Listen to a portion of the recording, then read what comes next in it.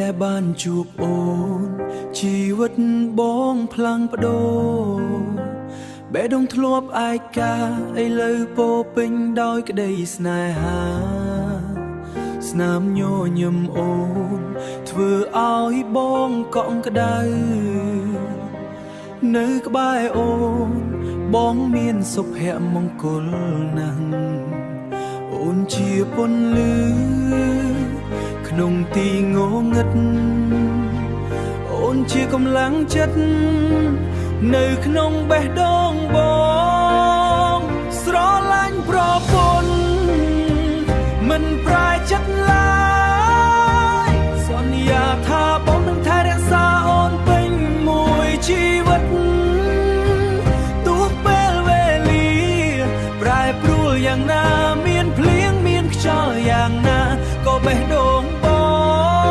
ង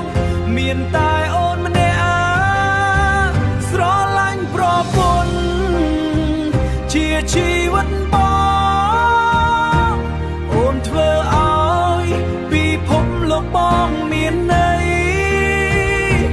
កាន់ដៃគ្នាដើរលើផ្លូវស្នេហ៍នៃយើងសន្យាថាបងនឹងស្រឡាញ់អូនរហូតពេលអូនញញឹមពិភពលោកបងស្របំប្រងសំលេងអូនធ្វើឲ្យបេះដូងបងរំភើបគ្រប់ពេលដែលបងមើលភ្នែកអូ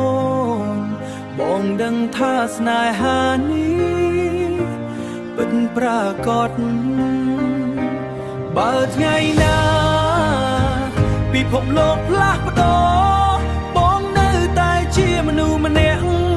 ដែលស្រឡាញ់អូនបំផុត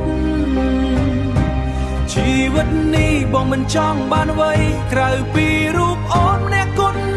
តែសូមមានប្រពន្ធបងនៅក្បែរជារៀងដរាស្រឡាញ់ប្រពន្ធមិនប្រែចិត្តឡើយសន្យាថាបងនឹងថែរក្សាអូនមួយជីវិតនេះបងមានសំណាងណាស់ដែលបានស្រឡាញ់អូនជាប្រពន្ធបង